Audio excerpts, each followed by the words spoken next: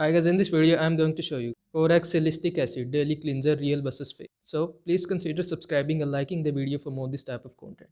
Here you will see on the Reddit people provide their opinion and solution regarding this. Here you will see this is the product. This is bought from Cosrx and this is bought from TikTok shop. Here you will see on the images.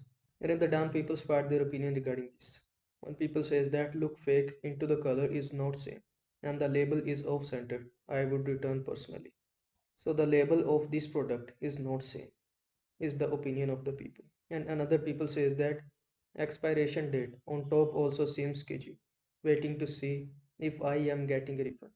And here you will see another people says that I have not bought this particular product, but based on the pics I agreed it looks, just saw the back one, and that also off not centered, it look cheap and not same.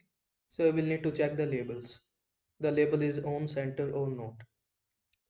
And you also see the expiration date on the top also seems sketchy, so you will need to check that.